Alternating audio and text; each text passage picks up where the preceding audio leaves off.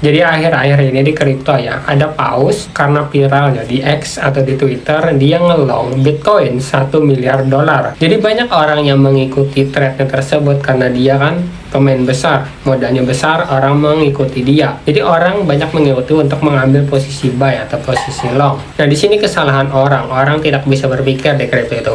Coba kalian bayangkan, ketika dia ngelong, apakah dia berani kehilangan uangnya semua? Jawabannya menurutku tidak. Menurutku pribadi, ketika dia ngelong di Hyperliquid itu kan publik, kan terbuka. Mungkin ada posisi short di lain. Jadi misalkan Bitcoinnya naik, dia ngelong itu cuan di Hyperliquid. Misalkan Bitcoinnya turun, dia cuan juga di centralized exchange yang dia short. Jadi posisi dia itu netral, ya netral. Misalkan Bitcoin naik, dia cuan. Bitcoin turun, dia cuan. Jadi posisi dia tuh netral ya. Bitcoin naik, dia cuan di Hyperliquid yang long. Jadi misalkan dia turun Bitcoinnya, dia posisi short di cek yang tidak terpublik itu, dia cuan juga. Jadi posisinya netral. Yang disayangkan adalah orang-orang yang tidak tahu, yang tidak due diligence, yang tidak riset. Orang itu mengikuti, jadi followers dia mengikuti orang-orang yang baru memfollow dia mengikuti karena apa? Modalnya besar, 1 miliar dolar.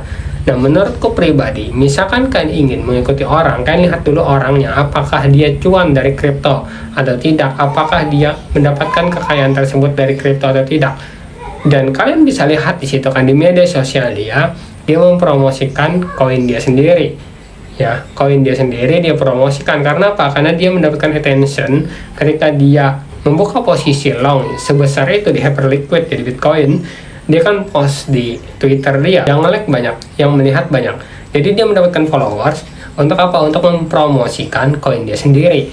Jadi dia promosikan koin dia sendiri untuk apa? Untuk kalian membeli lagi. Jadi kalian FOMO, kalian beli. Nanti ketika koinnya naik, entah itu market cap-nya berapapun, pasti dia dump nanti. Ya, karena apa? Karena tidak mungkin orang membuka ya dengan posisi yang besar. 1 miliar dolar itu sekitar 16 triliun rupiah. Misalkan dia membuka posisi itu dengan leverage, dengan margin yang besar, dengan likuidasi yang sangat tipis, itu orang berarti ada agendanya di belakang. Kalian tuh harus berpikir, ketika orang membuka posisi besar dan ada likuidasinya, itu pasti ada agendanya di belakang. Entah itu dia mempromosikan koin dia sendiri, mempromosikan yang namanya itu akun sosial medianya sendiri supaya mendapatkan attention. Nah, jadi misalkan kalian bisa berpikir, kita itu harus berpikir di kripto itu kalian tuh jangan mudah percaya, jangan mudah wah ini paus dia ngelong Bitcoin di Hyperliquid kita ikut. Padahal apa? Sampai detik ini Bitcoin itu turun, koreksi ya, Bitcoin itu koreksi. Jadi ketika dia ngelong dia rugi kan, habis itu dia tutup posisinya, habis itu dia ngelong lagi, rugi lagi, dia menutup lagi posisinya, habis itu dia ngelong lagi. Nah, kalian bisa berpikir, apakah dia loss atau tidak? Apakah dia tidak mengambil posisi lainkah di central exchange? Mungkin saja dia mengambil short, jadi dia tidak profit, tidak rugi. Karena apa? Karena dua posisi yang dia punya itu mengamankan uang dia. Intinya adalah aku membuat video ini, kalian itu ya di kripto itu jangan fokus sama orang, tapi fokus kepada diri sendiri. Pengembangan diri sendiri di kripto itu sangat efektif dibandingkan kita melihat orang lain, kita mencontek orang lain. Oke lah, untuk kita belajar itu boleh, tapi misalkan 100% kita menyontek, kita tidak belajar, kita tidak tahu apa-apa, tidak ada pengembangan di dalam diri kita, itu tidak akan mendapatkan yang namanya keuntungan di market. Di market itu kita hanya percaya, kita hanya yang namanya itu yakin kepada diri sendiri. Misalkan kalian tidak yakin kepada diri sendiri, bagaimana kalian mendapatkan keuntungan? Kalian hanya berharap oleh orang lain. Misalkan kalian terus berharap kepada orang lain, terus menyontek orang lain, dan tidak yang namanya belajar, tidak riset, tidak berpikir kritis di market, kalian tidak akan mendapatkan apa-apa. Karena apa? Karena di market ini tujuannya adalah pengembangan diri, pengembangan portofolio, mendapatkan uang, mendapatkan profit. Karena tujuannya itu kan finansial market. Apalagi di kripto, kita menghasilkan uang di sini. Tujuan kita hanyalah uang. Misalkan kita ingin uang, kita harus belajar. Misalkan kita ingin profit, kita harus belajar.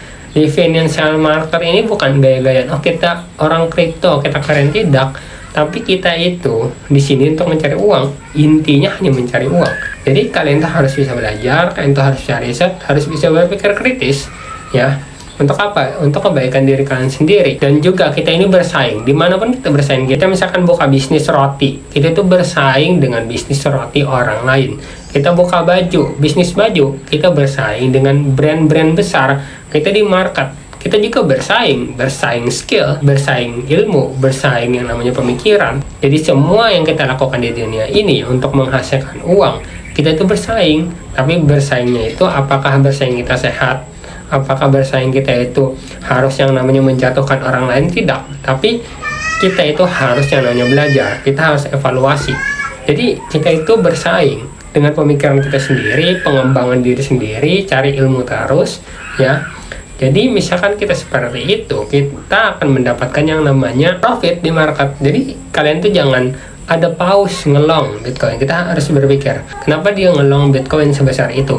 Apakah ada agendanya di belakang? Apakah dia ingin mempromosikan sesuatu? Mungkin project dia buat project nanti, koin dia, habis itu orang lain beli, dan dia dump di market. Nah, jadi kalian harus bisa berpikir seperti itu. Misalkan kalian bisa berpikir seperti itu, kalian itu bisa terhindar yang namanya kerugian. Jadi di market ini kita hindari yang namanya kerugian, tapi bukan berarti kita itu menang terus, bukan. Kita menghindari yang namanya itu potensi kerugian yang besar, bukan berarti kita itu profit terus. Di market itu pasti ada yang namanya loss, tapi kita yang namanya menghindari kerugian yang besar.